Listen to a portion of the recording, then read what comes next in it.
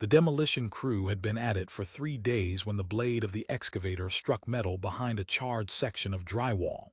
Buried deep within the remains of the unit, they found it, a false cavity sealed tight behind blackened studs. Inside were human bones, warped by heat yet unmistakably intact. Most disturbingly, the skulls showed signs of trauma unrelated to fire. The address matched a fire listed in 1984 as accidental, the blaze having gutted the top 2 floors of the old apartment block. It had never been investigated beyond the initial insurance report. By the time Celine Ward arrived, the scene had already been cleared. She stood where the wall once hid its secret, eyes scanning the demolition debris, the shadows, the angles of burn patterns only she seemed to see.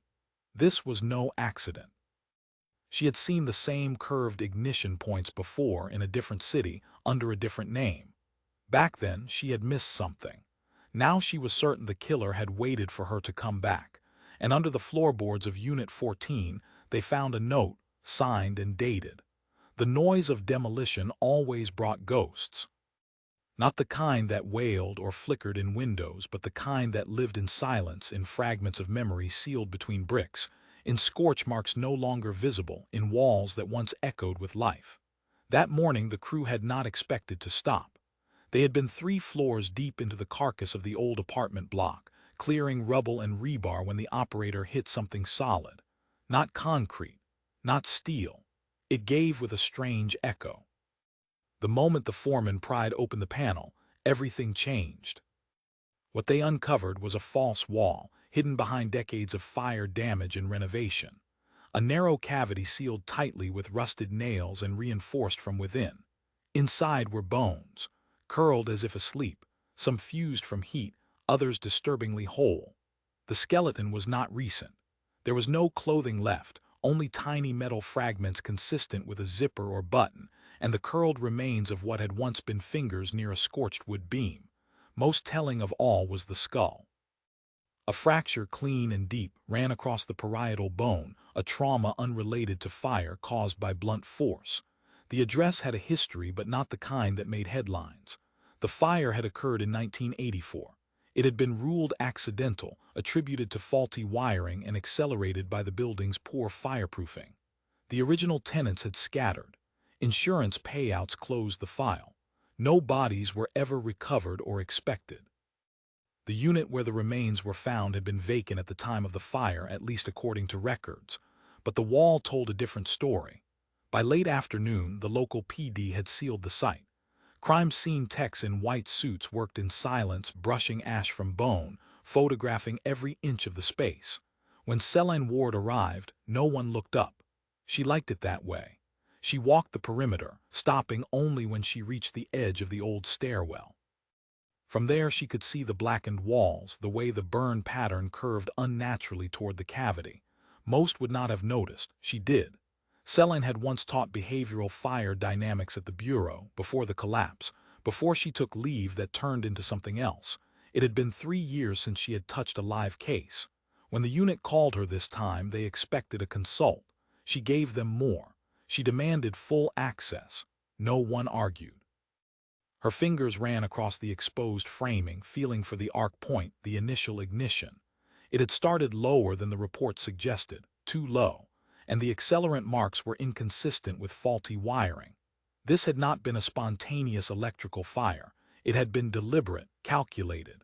Someone had gone to great lengths to make it look like nothing more than an accident. She stepped over debris, knelt near the skeleton. What drew her eye was not the bones, it was the space around them.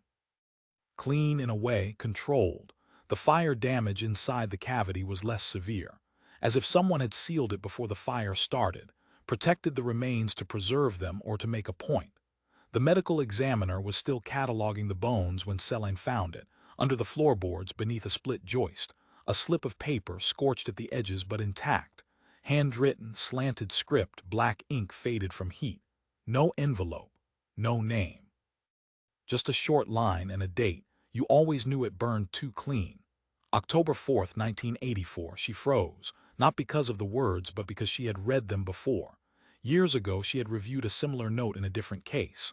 That one had involved an abandoned boarding house fire, the victim listed as transient, no family, and again, no clear cause. The note had been dismissed as graffiti. She had kept a copy, her private collection, a file of cases that had never quite sat right. This was the second time she had seen that exact handwriting, that phrasing. She did not tell the others right away. Instead, she left the site quietly and drove to her storage unit. It was where she kept her old case files, boxed and unlabeled, filled with notes and reports no one else had wanted. She dug through them until she found the boarding house case. The handwriting matched, the date pattern, the tone. Both fires in buildings scheduled for demolition. Both fires with anomalies in burn pattern geometry. Both fires with victims hidden in places not meant to be discovered. Back at the station, she pulled the original fire report from 1984. The inspector had flagged a discrepancy in ignition point, but it had been overruled by a senior investigator citing inconclusive accelerant residue. Celine knew what that meant. It meant someone had decided not to dig. She began mapping, not digitally, on paper. Locations, dates, temperature ranges, wind speeds, anything that could explain the shape of the fires. Within hours, she had a pattern. The ignition points were not just strategically chosen. They aligned to a psychological motif known in certain circles of fire pattern typology, the concentric crescent, a rare, obsessive burn sequence associated with staged containment. It was theatrical, intentional, almost ritualistic. She submitted her findings to the department chief. He raised an eyebrow but said nothing. It was not enough. It never was. The department moved slow. Bureaucracy did not like patterns unless they pointed to something it could prosecute. Celine knew what she had to do. She needed to find more cases. She began digging through old arson files from the early 80s to mid-90s. She looked for dismissed investigations, files closed under accidental classification but with inconsistencies in the ignition report. Within days, she found 3 more. Each involved a building scheduled for demolition. Each had strange ignition shapes. And each time, someone had flagged it and been ignored. She traced one case to a now-dead inspector. The final note in his report said, "Too clean. No natural path, same phrasing." She began to wonder, had someone been trying to signal this all along? Or was it the killer leaving notes inside the fire, confident no one would see them? At night, Celine stopped sleeping. The patterns came to her in flashes. Curves of flame where there should have been chaos, controlled heat, a mind behind the match. And then a second note arrived. No postmark, no envelope. Just left on her windshield after she left the station. It read, "Welcome back, Celine. I always wondered if you would return." The note on Celine's windshield was written in the same hand, the same slanted cursive with smooth looping strokes. It smelled faintly of smoke, though it bore no burn marks. The ink was black, slightly faded. There was no question it was fresh, left only hours earlier. The message was clear. The killer was not dormant. He had been waiting. She took the note straight to the lab. No prints, no oils, no trace evidence. Whoever delivered it had worn gloves and likely handled the paper with tools. That was a message in itself. Precision, control, a calculated re-entry. He had not made a mistake. He had reintroduced himself deliberately and chosen her. Back in her apartment, Celine unrolled the paper maps from her wall. She traced the ignition zones again, using fine red ink to mark the core points of each burn. The crescent pattern reappeared every time. She began pinning photographs from the earlier fires, one from a church fire in 1988, another from a public pool locker room in 1991, a mobile home blaze in 1986, all ruled accidental, all with the same curve to the burn line, all with ignition starting low and spreading upward in a controlled arc. She had seen this pattern before, years ago in training. But then it had been theoretical, the work of firebugs in psychiatric case studies, not actual field evidence, except it was real, and it had been happening for decades. She reopened her old private files, those she had collected during her early years with the Bureau. A folder labeled pattern, concentric crescent unconfirmed. Inside were photocopies of burn schematics, crime scene photos, and fire inspection reports that never quite fit the expected behavior of accidental fires. She had been called obsessive for keeping them. Now they were all she had. She stared at a black-and-white photo from the church fire. A charred pulpit, melted metal railing, and a note found behind the altar, never formally connected to the cause of the fire. Its contents were vague, something about cleansing. But the handwriting was identical to the notes she had received. That made 4 fires now, each with a hidden message, each one unsolved. She visited the Bureau's inactive case archive and searched by fire origin descriptions.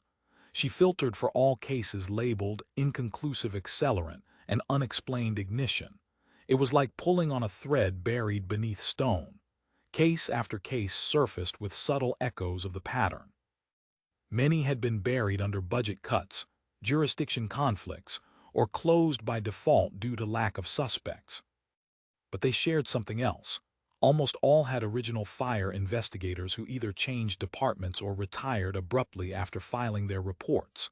She found one of them, Roland Marks, now in his late 70s, retired and living alone in a quiet coastal town. He had written the original report on the 1988 church fire. It was his comment that had first used the phrase "too clean to be random." She drove out to see him without alerting the department. When he opened the door, he recognized her badge but said nothing. His eyes were distant but sharp.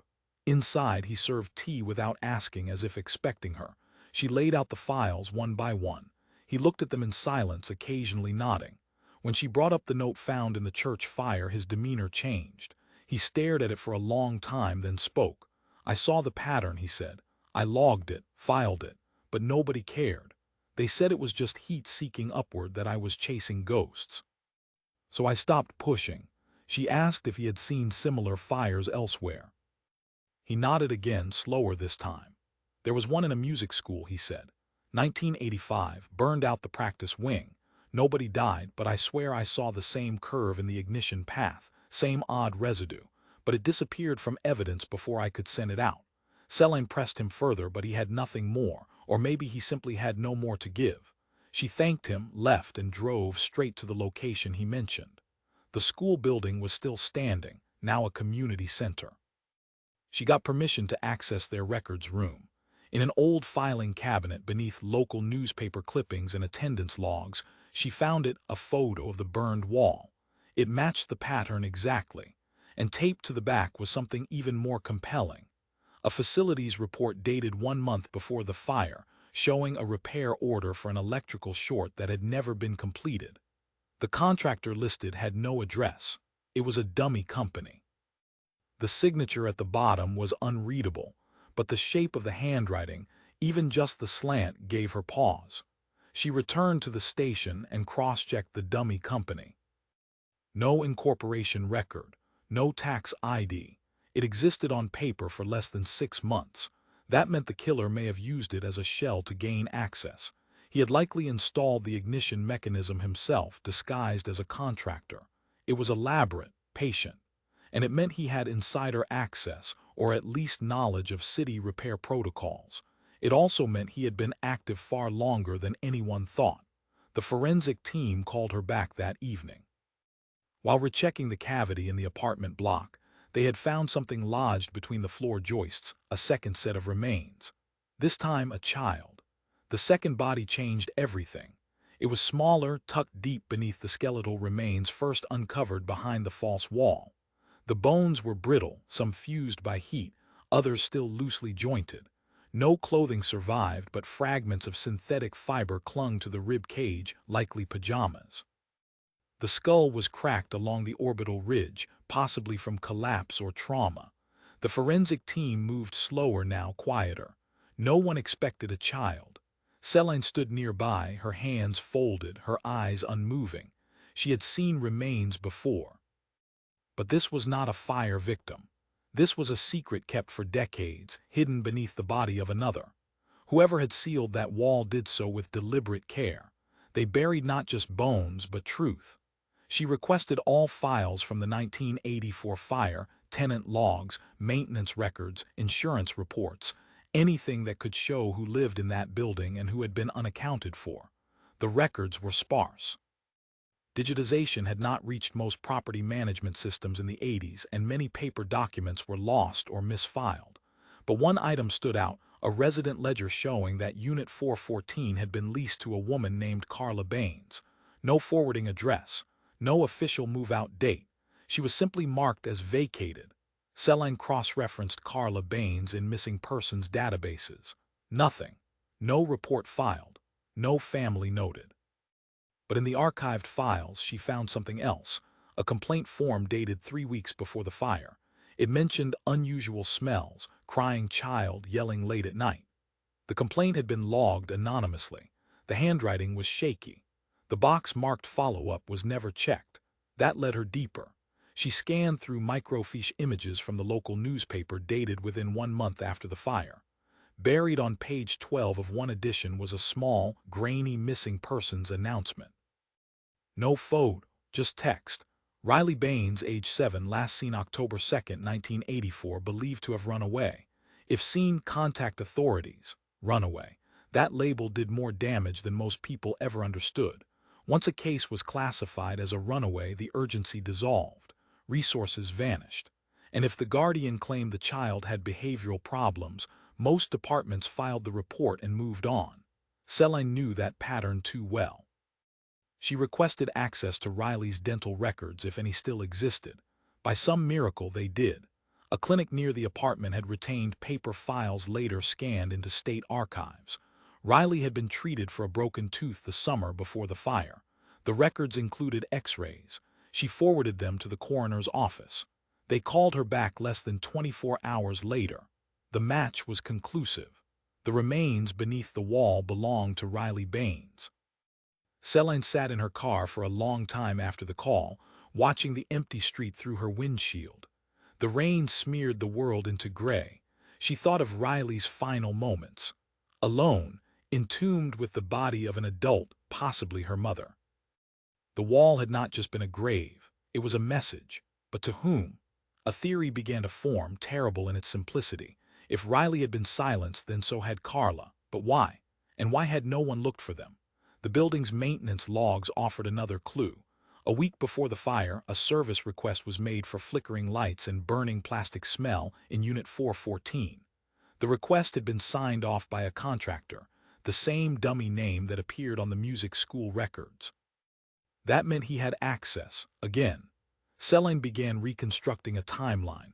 Riley went missing on October 2nd. The fire occurred on October 4th. That was not random. 2 days, long enough to plan, long enough to stage. She returned to the demolition site, now under full lockdown. The forensic team had cleared more debris from the crawlspace beneath the wall. One of the techs, a meticulous woman named Priya, called her over. "We found something," she said. Beneath the beam that supported the hidden cavity, pressed into a layer of charred joist, was a partial fingerprint. It had been protected by a curve in the wood that shielded it from the full burn. The print was incomplete but legible, a right thumb with a visible whorl pattern. The odds of it surviving were astronomical. They scanned it, cross-referenced it against known databases. No immediate match. But they had something else: the position of the print. It suggested the person who left it had braced themselves while lowering the child's body into the space. Celine stared at the image of the print on the forensic tablet. It was a ghost, etched into the carbon of 30 years past. Then came the twist. While reviewing the fingerprint scan, the analyst noticed something unusual. The oil composition was inconsistent with fresh skin contact. It had been transferred from a glove, not a rubber one. Leather, that meant the killer had pressed the glove against the wood. On purpose. Why leave a print if it is not yours? Priya asked. Celine answered without blinking. Because it is bait. The print was bait. That realization haunted Celine more than if it had belonged to the killer. To plant a false fingerprint deliberately, especially in a space where no one should have looked, meant he was playing a game, not hiding from discovery but inviting pursuit. It was an old game, a cold one.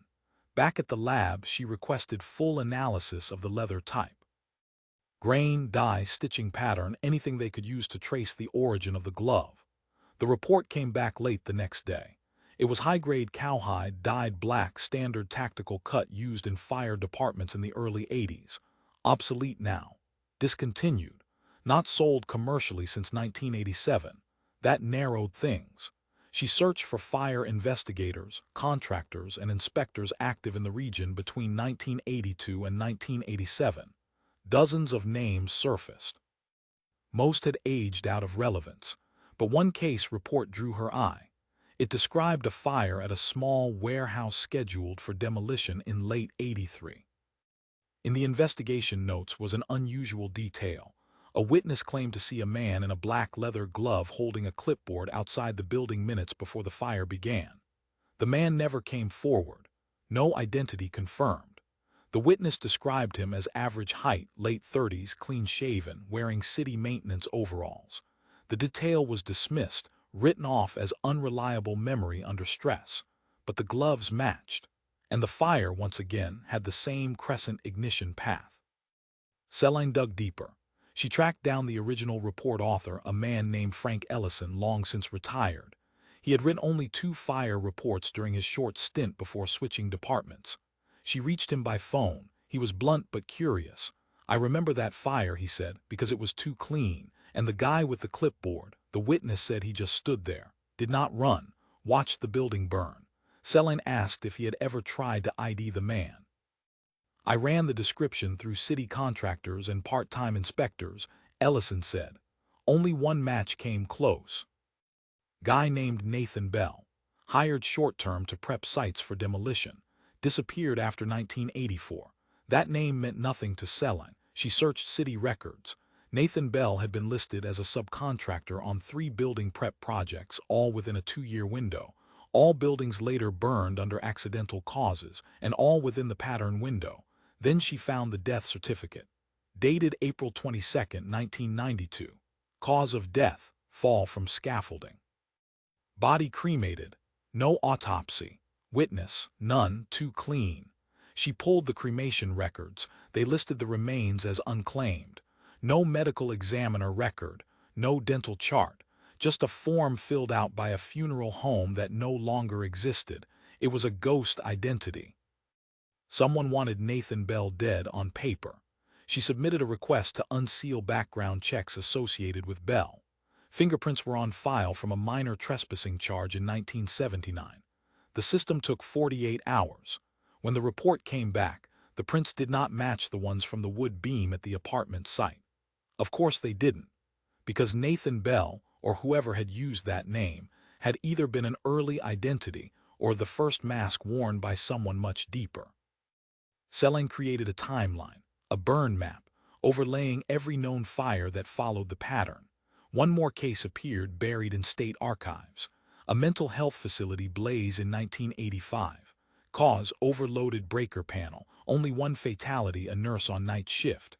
But in the corner of one photo, Celine spotted something that froze her cold. A silhouette, reflected in the broken glass of an upper hallway window. It was faint, blurred by smoke, but the stance was deliberate, unhurried. One gloved hand held what looked like a flashlight, the other a clipboard. She enhanced the image, rotated the exposure. The figure's face was turned just enough to show a cheekbone, a temple, the slope of a nose. But it was the posture that screamed intent. He had stayed, watched, waited for the fire to grow. The photo had never been entered into evidence. It had been taken by a freelance journalist covering building safety issues. It had sat, unlabeled, in a photography archive since the day of the fire. Now it was evidence. Now it was a face. Celine forwarded the image to facial reconstruction experts. They would need time. Meanwhile, she pulled employment rosters from all departments connected to that building: health services, maintenance, janitorial, contractors. One name surfaced across multiple years, not as an employee but as a service vendor: Atlas Renewal Services. That name had appeared before, in the school fire and the church. She ran the company registration. Atlas Renewal Services had changed names 5 times between 1983 and 2004. Each time it dissolved just before a fire.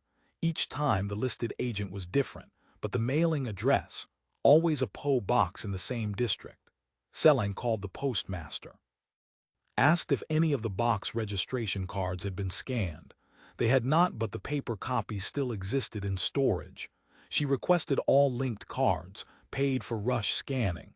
When they arrived, she scanned the signatures. 2 cards, years apart, different names, same handwriting. She ran the signature against the notes found at the fire sites. It matched. The man behind Atlas Renewal Services was the same one who had left the notes, and he was still out there. Celine pinned the names across the board one by one, every iteration of Atlas Renewal Services, every address, every shell identity connected to the company's registration history. Some names sounded plausible, others absurdly bland, like Thomas Fielding and Edward Lask. Each dissolved into the next, like a snake shedding paper skin. The P.O. box stayed constant. The man behind them never signed anything in person, but the handwriting on registration slips revealed what no one else saw: obsession hidden behind bureaucracy. She stood back and looked at the burn map she had built, the constellation of fire sites stretching across the years. Each one had a red thread connecting the location to a date. Each date was within 5 days of a demolition order, a safety inspection, or a municipal review. But more than that, each date had appeared in the killer's notes. Not the full date, just numbers, scattered, embedded in phrases like 23rd hour of 5 before the breach. He had been leaving a trail, not taunts, not trophies, schedules. That made it all worse. He had not just burned to destroy or to kill. He burned to be noticed by one person, whoever was smart enough to follow his rhythm. That person was now Celine. She drove to one of the last buildings connected to Atlas, a public records annex that caught fire in 1999. It was closed for 3 years, restored, then reopened under a different division. The records claimed it was an accidental fire started by faulty microfilm machinery in the basement. But when she reviewed the arson file, the ignition site was wrong. The fire had started upstairs in a break room, not downstairs. That discrepancy had never been corrected. She went to see it herself. Inside, she spoke with a man named Lewis, a janitor who had worked in the building since 1995. His voice was gravel and his memory sharp in strange places. "I remember that fire," he said. "The whole place stank of burnt plastic for weeks. But what I remember more is the guy who came back after it happened." Celine's breath held. What guy? Somebody I had never seen before, dressed like a contractor. Said he was there to inspect the paneling, but the fire never touched the paneling. Did he leave a name? Nope. But he stood in the middle of the break room just looking. No notes, no clipboard, just staring. She showed him the silhouette photo from the mental facility fire. He squinted, then nodded slowly. Could be him, not sure, but that stare, same energy. That gave her an idea. She requested access to archived surveillance footage from nearby buildings surrounding the fire site, specifically footage from the day after the blaze, an angle investigators rarely reviewed. It took days and a few firm calls to legal offices, but she found one building that had kept analog tapes longer than policy required. The footage was grainy, time-stamped incorrectly, but usable. At hour 6 and 14 minutes, a figure entered frame. Alone, medium build, no identifying marks, but the way he moved, deliberate, calm, was familiar. He walked past the caution tape as if it were invisible, stopped at the corner of the annex, looked up at the building, and stood still for 7 full minutes. No clipboard, no tools, no phone, just watching. Celine froze the frame, compared it to the mental hospital silhouette. The build matched, so did the gate.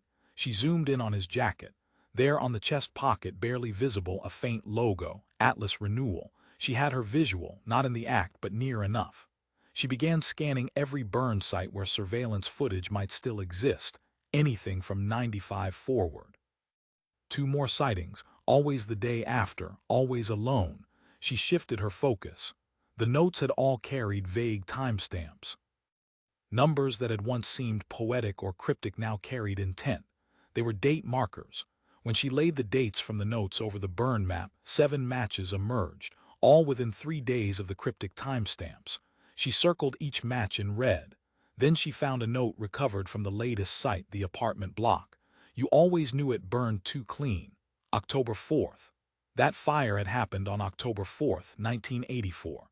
He was timestamping his own burns. But one note found in the church fire in '88 read 4 rise, 1 falls. 19 returns. She had dismissed it as nonsense. Now she decoded it. 4 rise could mean the fourth fire in a cluster. 1 falls might reference a failed attempt. But 19 returns, she checked her calendar. 19 days from now was meaningless.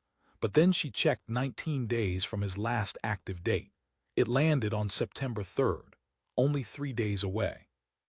She cross-checked all pending demolition permits for buildings in the area.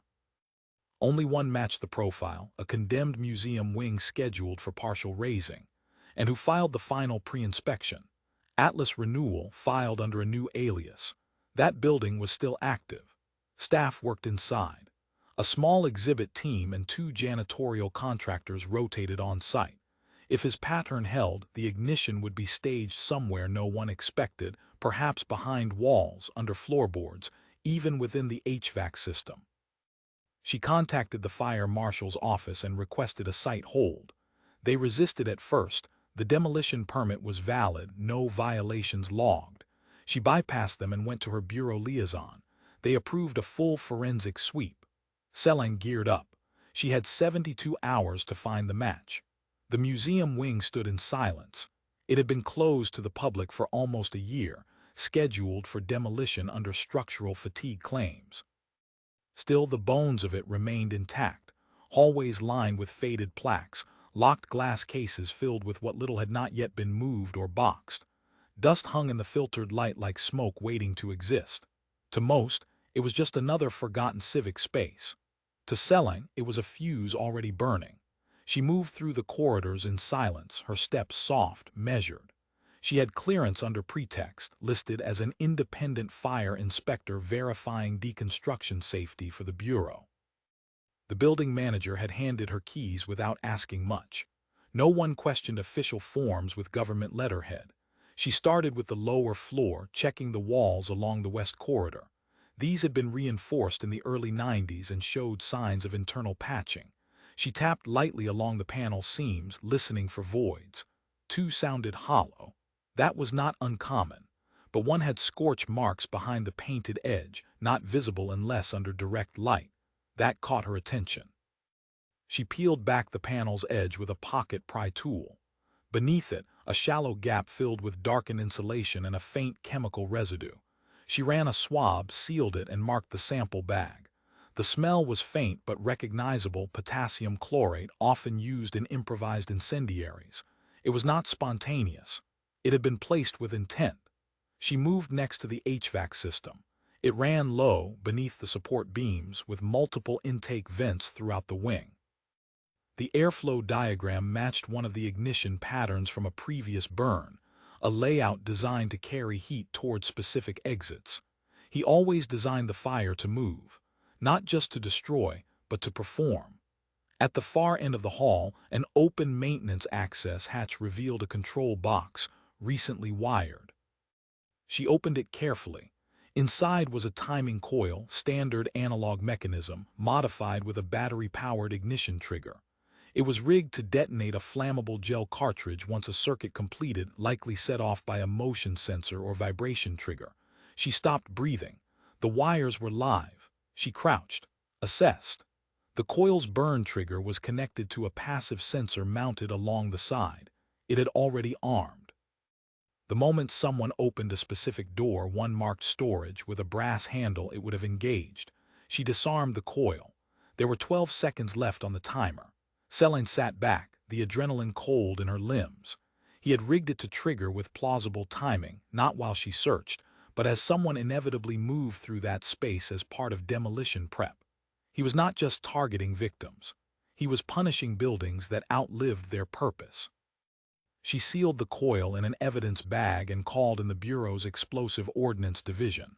They would sweep the building in full. But before she exited, she noticed something else. A strip of duct tape sealing one of the side vents had been folded oddly. She peeled it back. Inside was a single strip of paper.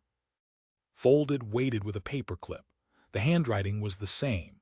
It read, "You always open the wrong door first. September 3rd, welcome back." She stepped out of the museum and into the morning light. The sky above was cloudless, too clear. The kind of day fire traveled fast. Her phone buzzed. The The forensic lab confirmed the chemical residue matched samples taken from 3 other fires linked to Atlas Renewal Services. The same batch type, same manufacturer. But more disturbing, the gel used in the coil system had a manufacturing date embedded in the chemical mix, August 29th. That meant it was fresh, less than a week old. He was not just active again. He had never stopped. She pulled her records again, cross-checked every fire site tied to the coil system. In each case, the ignition mechanism was left just intact enough for someone to eventually find. Never the first responder, never the maintenance crew, only the one who came looking for patterns, only her. That meant he wanted her to follow. She returned to her map, to the wall. She overlaid a new layer: ignition trigger types, manual, timed, delayed sensor. She color-coded each one. That was when she saw it. He was not just escalating, he was cycling. Every 4th fire was a time delay. Every 5th was a motion sensor. Every 7th had 2 ignition points, a failsafe, in case one was found. The museum was his 7th. That meant there had to be a second trigger. She called the bureau. They sent a secondary team to the roof structure. 27 minutes later, they found it. Another ignition coil. This one rigged to a weight sensor embedded inside an HVAC filter panel, set to arm when the filter was changed. Scheduled filter replacement was set for September 4th, tomorrow. He had planned a delayed burn after the building was re-cleared. He wanted the fire to happen after she left, after the sweep declared it clean. He wanted to prove he was always one step ahead. But she had found both triggers. For the first time, he had failed to burn, and he would know. That night, her apartment was dark when she returned. No sign of entry, no notes. But when she opened her refrigerator, there was a single item on the top shelf, a matchbook, unmarked, clean. Inside it was a third note, folded twice. "You are learning, so now we change the game." The matchbook sat alone on the top shelf. It was clean, dry, unburned, and blank. No logos, no numbers, just 7 sticks neatly packed. Celine did not touch it again after seeing the note inside. She used tongs to lift the paper, careful not to smudge anything. She read it once, then again. The handwriting had not changed. Same slant, same pressure, same smooth curve on the S. "You are learning. So now we change the game." That message did not signal retreat. It was a shift. She had disrupted the museum fire, identified the trigger mechanisms, preempted his ignition pattern. He had responded not with fire but with proximity. He had entered her space. That was new. Until now he had stayed within the crime scenes. Now the scene was her home. She called in the forensic sweep team. They found no forced entry. The door locks had not been tampered with. The windows were sealed, no footprints on the sill. Nothing had been moved, stolen, or disturbed. That was the worst part. He had been inside, and no one could prove it. Celine requested footage from her apartment building's surveillance system. The cameras covered every hallway and entrance. She reviewed the footage herself. Nothing. No unknown faces. No moments of blank tape. Not even a flicker of light suggesting the system had been looped or tampered with. That only left one explanation. He knew how to bypass surveillance entirely. Not jam, not erase, avoid. She replayed the tapes with frame-by-frame enhancement. During one 10-minute block, a mail courier entered the building. The hall lights flickered once, subtle, almost unnoticeable. At the exact moment the light dimmed, her camera reset. Not blacked out, just momentarily blank. Less than half a second. Enough time for someone trained to move past the field of view. She pulled the electrical system records for the building. An independent contractor had inspected the panel 2 weeks earlier. She checked the name. The company listed was Horizon Compliance Group. New. No license trail. No tax filing. The P.O. box, same as Atlas Renewal Services. He had not just entered her apartment. He had pre-cleared the electrical route to do it.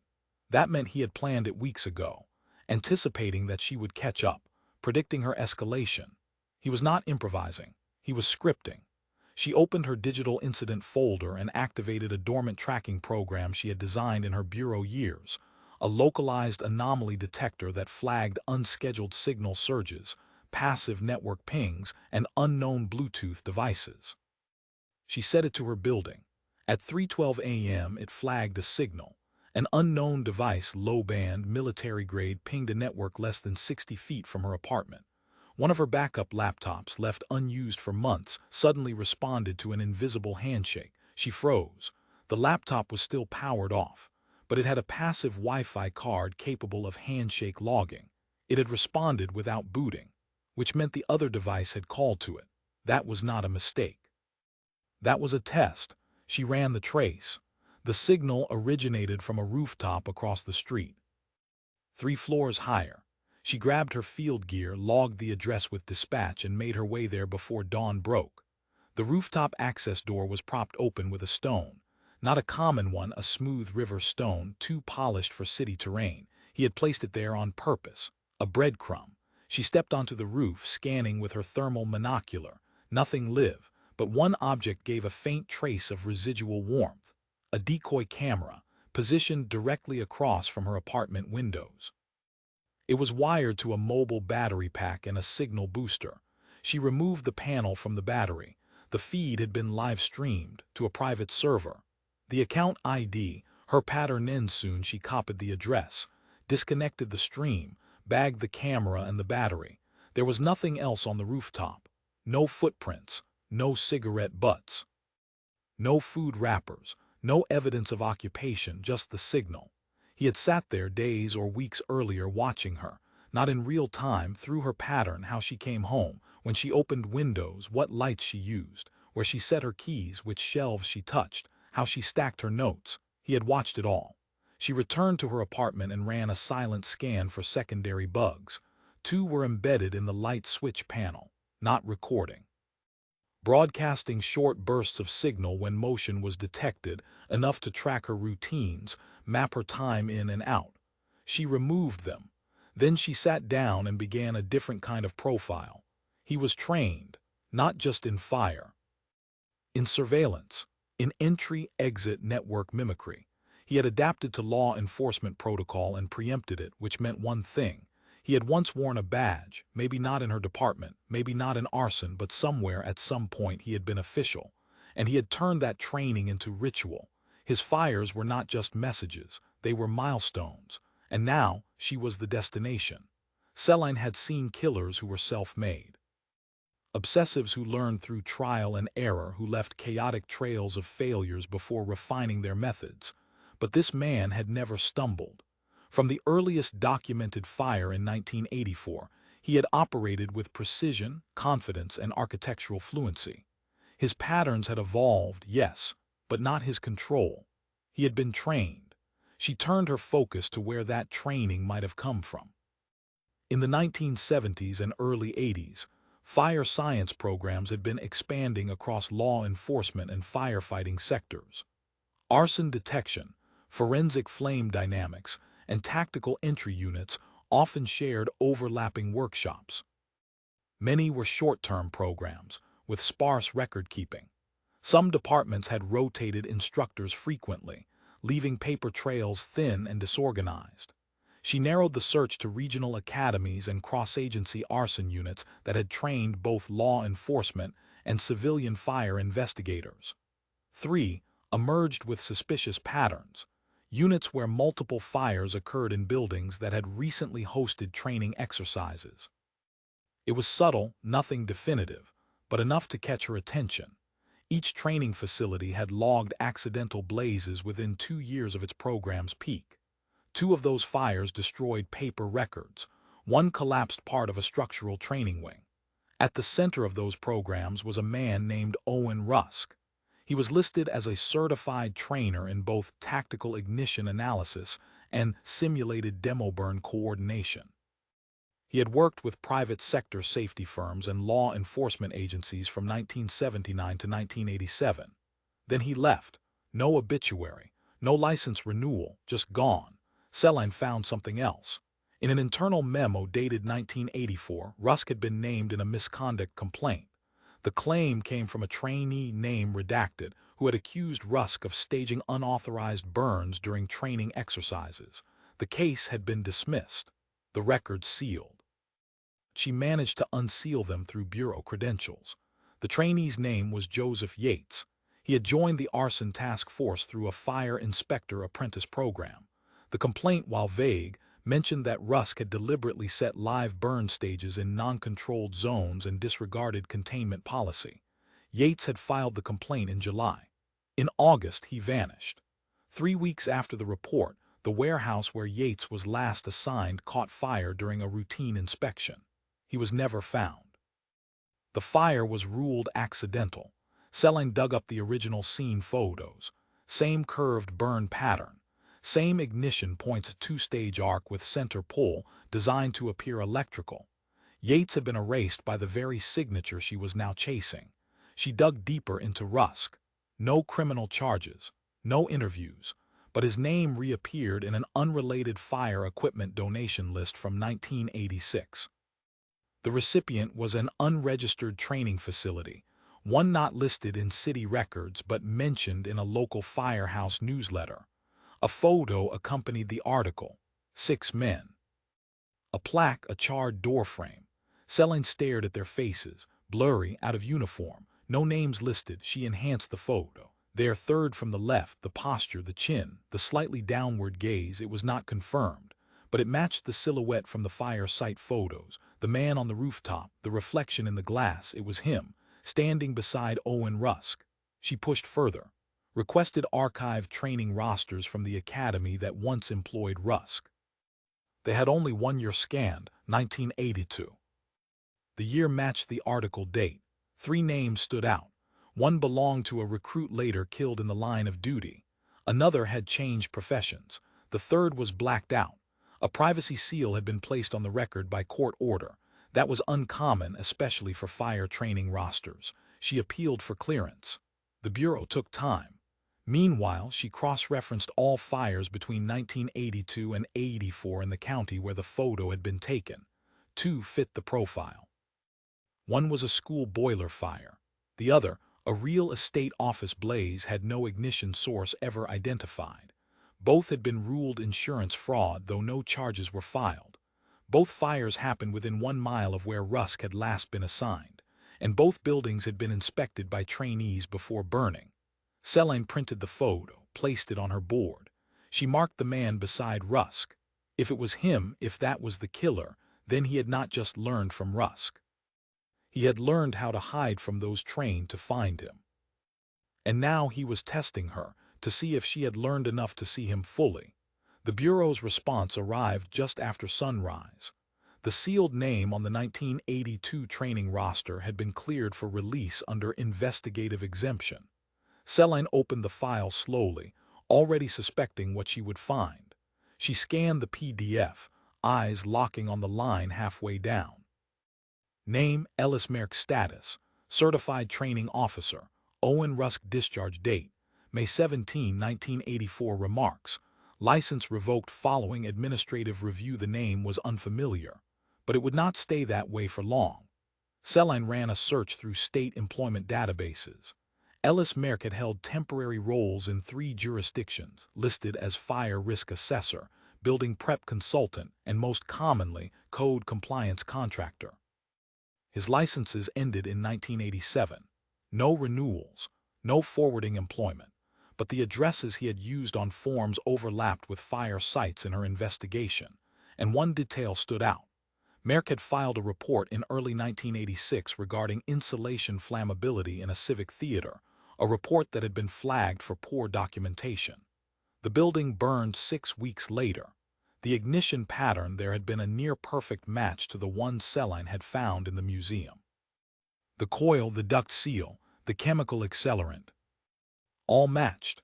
Back then, it had been dismissed as a wiring fault because the fuse box had been overloaded intentionally, though no one saw it at the time. Celine had it now. A hard link between Marek and a decades-old ignition type reappearing in modern crime scenes. But she needed more. She contacted the forensic lab again, this time requesting a new sweep of the matchbook left in her refrigerator. The initial test had found no usable prints. But with knowledge of Marek's profile, they could reanalyze with a more focused comparison. The lab director called her personally. "We missed it the first time," he said, "but with a better angle we found a partial thumbprint, enough to scan. It matches Ellis Merck's arrest record from 1978, a trespassing case. They had him. She logged the match, documented the evidence chain, sent it up the chain to her bureau contact. The profile was no longer hypothetical. Ellis Merck was real, alive, and still setting fires. But he was not just burning structures. He was burning time. Hours after the fingerprint confirmation, a package arrived at Celine's station drop box. No return label, no postage, just her name in slanted handwriting, black ink. Inside was a single item, a USB flash drive, no markings, no scratches, pristine. She ran it through an isolated terminal, air-gapped, encrypted safe. The drive contained one file, no title, no metadata, just a video, timestamp 12 days ago. It opened with darkness, then light. A faint blue glow, a static hum from fluorescent bulbs. The angle widened, revealing her apartment. Her couch, her wall of case files, the map. She saw herself walk into frame, set down keys, remove her jacket. She watched herself move across the room unaware. The video had been recorded from inside, from a hidden camera placed somewhere in her living space. She scanned the footage again, this time looking for lens warping, telltale signs of concealed optics. There it was, near the corner lamp. A lens hidden behind the air vent grill. She had swept for bugs. She had missed a camera. He had been inside long before she found the matchbook. He had watched her rebuild his pattern, and he had filmed her seeing it. She paused the video. Her heart did not race. It slowed. Focused, he was done warning her. He was narrating now. He wanted her to feel seen, not by the bureau, not by the department, but by him. Ellis Merck had never been a runaway profiler or a failed contractor. He had been a student of fire, of systems. And now he was a teacher again. But this time the lesson was personal. Celine watched the footage again, then again. The angle was fixed, steady. Merck had placed the camera deliberately, high enough to avoid easy detection, low enough to see her full movement through the space. It captured the curvature of her route from door to desk, the lean of her shoulders as she pinned new threads to the case board, the way she sometimes stood too long at the window. He had studied her as methodically as he studied ignition points. She paused the video frame by frame, hunting for anything he might have left unintentionally. A reflection, a shadow, a mistake. Most of the footage was tightly focused, but at timestamp 11 minutes and 6 seconds, just as she left the room to take a phone call, a shape moved briefly across the left wall. A shadow. It was not hers. He had stayed inside, somewhere behind the camera, and for a split second had crossed between the hallway light and the edge of the frame. Deliberate? Possibly. Risky? Absolutely. But that was Merck's new move. Change the game. Break the rules just enough to prove he wrote them. Celine slowed the audio feed, isolated background frequencies. The hum from the lights was constant, expected, but layered within it was an irregular wave pattern. Not noise. Intentional data. She ran a spectrogram analysis. The waveform resolved into coordinates, a location, remote, not far but distant enough from any city core to be forgotten. She ran the numbers through a mapping program. The coordinates led to a decommissioned fire training facility, shuttered in 1989.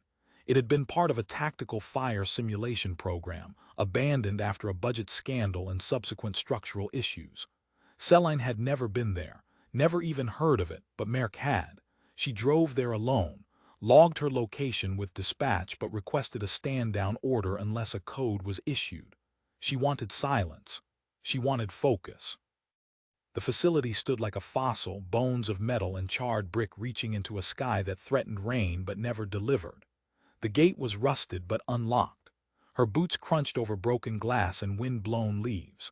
The main structure had collapsed years ago, but the annex, once used for simulation control and debriefs, remained intact. She entered with flashlight raised, weapon holstered but unlatched. Inside was dust and rot, peeling safety posters, a tipped-over locker. And one door still closed. On it was a fire exit sign turned upside down. She opened it slowly. The room behind it had no furniture, just walls. And every inch of those walls was covered in photos, burned sites, fire reports, blueprints, ignition diagrams. He had built a chronology, a visual timeline of his own evolution. One wall was labeled in hand-cut letters repetitions, another exceptions, and the third witnesses. Under that heading was something else. Her phone, a surveillance shot taken months ago, possibly a year. It showed her entering a bureau evidence lab. She had never seen this photo before, never knew she had been watched at that distance, in that role at that time. This room was not just his memory, it was his church. And then she saw it, one final image, pinned low like a last thought, a building she did not recognize, modern construction, no visible address, but it was dated 3 days from now, and beneath it a typed label, Final Light.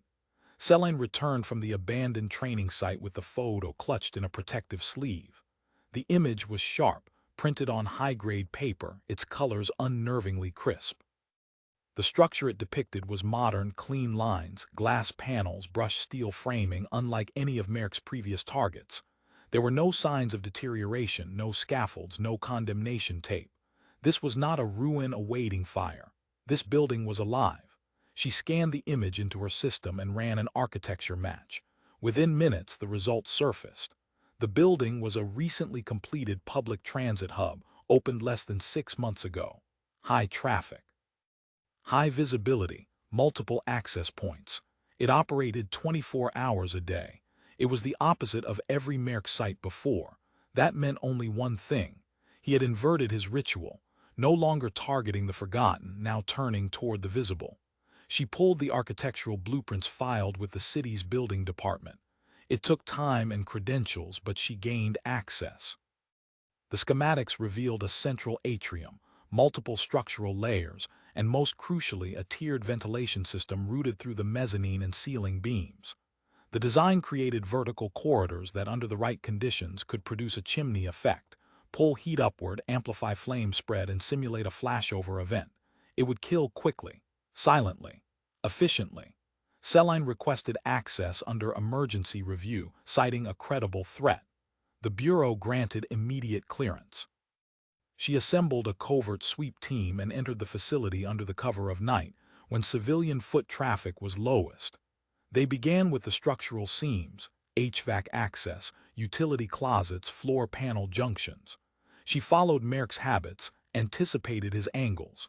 Near the upper gallery, inside a wall-mounted electrical service panel, they found it.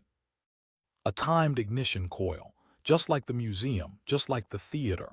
It was set to detonate on a time delay. September 8th at 2:15 a.m. She disabled it. Then she kept looking. 30 minutes later, they found a second device. This one rigged to a thermal trigger, designed to activate once the heat from the first device breached 90 degrees Celsius. Fail-safe ignition. He had planned for redundancy. Celine pried the secondary device from its mount, careful not to disrupt the pressure contact plate beneath it. Taped beneath the coil, shielded in a heat-resistant pouch, was a small metal plaque. She pulled it free. The engraving was simple. "This one is for you." Celine did not flinch. She read the words twice, then bagged the plaque, sealed the evidence chain, and stepped back from the wall. This was no longer a pursuit. This was the final act. The building was saved. The ignition coils dismantled. The evidence bagged, logged, filed. But it was not over. Celine knew Marek would come back, not to set the fire, not anymore, but to feel its absence. He needed to see the void where the flames should have risen. His ritual was not about destruction alone. It was about closure, symmetry, and witness. He would come to mourn the fire that never was. So she built a trap. A reverse profile, one Marek would recognize immediately. She leaked it through bureau-side channels, buried just deep enough in an interdepartmental memo that Marek's network would find it. The report described the transit hub fire as unresolved. The ignition coils removed too late to recover useful prints, no suspect named, and no footage recovered. In truth, they had footage. The moment he had entered the utility corridor 2 nights prior, a ceiling cam with thermal range had captured his full silhouette. He wore gloves, hood. But the posture, the stride, the habit of looking up into empty corners, it was him. He had tested the site in person, and he would return. Celine waited 2 nights, then 3. Nothing. On the 4th, just after midnight, motion sensors near the northeast entrance logged activity. A single figure, no tools, no bag. He did not break in. He used a maintenance key forged or copied. He walked past the caution tape, stood in the atrium, looked up at the vents, and smiled. The team moved in silently. 4 agents, 2 exits covered. Celine approached alone. He did not run. He turned, pulled off his gloves. Hands bare, palms open. It was Marek, older than she expected. Late 60s maybe, but alert, clear-eyed, no tremor in his stance. Celine stopped 6 feet from him, no badge raised, no weapon drawn. "You burn to be seen," she said quietly.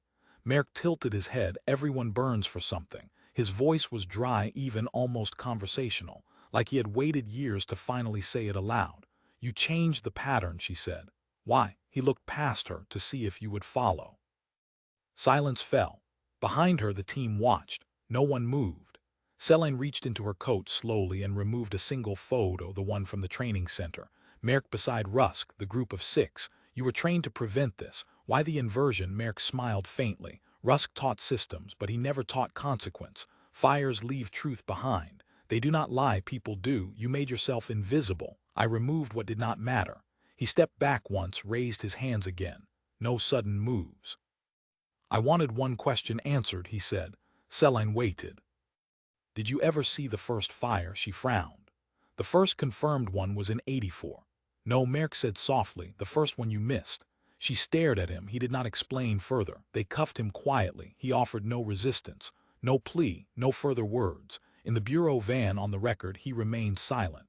In the file, he was listed as Ellis Marek, confirmed identity, primary suspect in 13 reclassified arson-murder cases.